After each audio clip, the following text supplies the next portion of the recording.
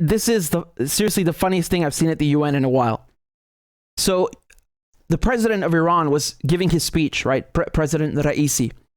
He was giving a speech, and this Israeli envoy, so the Israeli ambassador to the UN, thought it would be a funny idea to hold up a poster while Raisi is speaking, and just look what happened.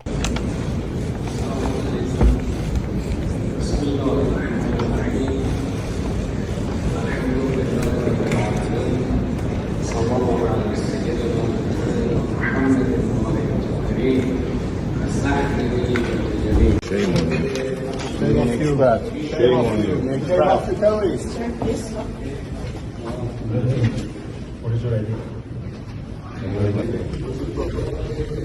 You know how many times they raised flags against Russia when Ukraine is here?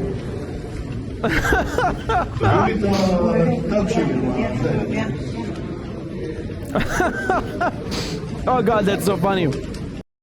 Do you know how many times there is Russia flag when Ukraine's speaking?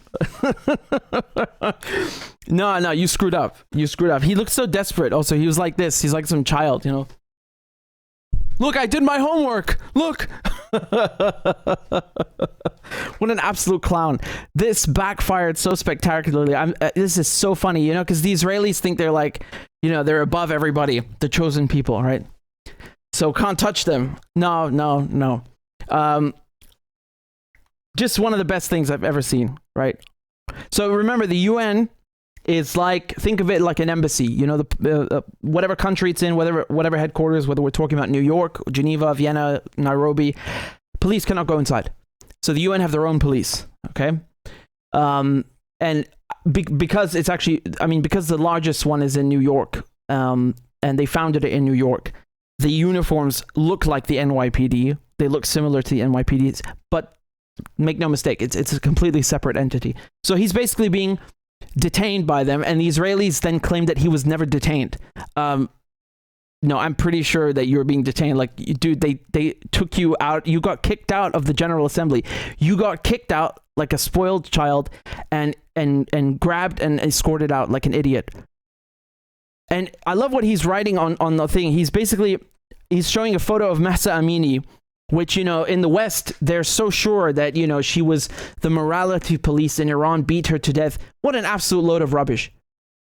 Every single piece of CCTV footage says otherwise. The coroner's report, the medical examiner say otherwise. But of course, nothing is ever good enough. You know, it's always Iran bad, Iran evil. Anything that happens is Iran's fault, etc., etc. And he says Iranian women deserve freedom now.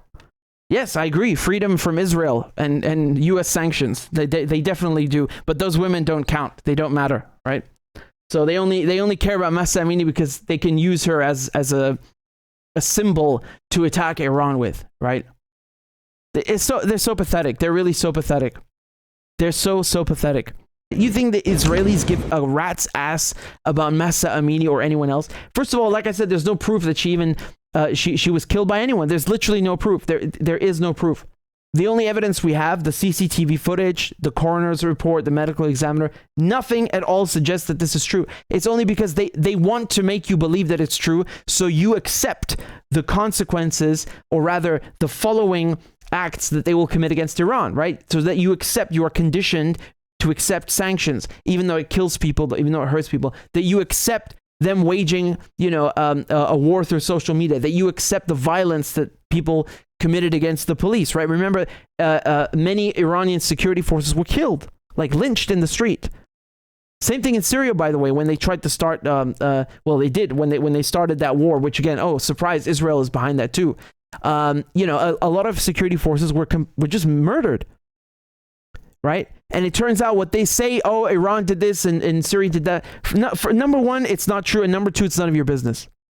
So don't think of this as anything except a ridiculous propaganda PR stunt. And it's so funny watching it backfire in real time. It's just, oh.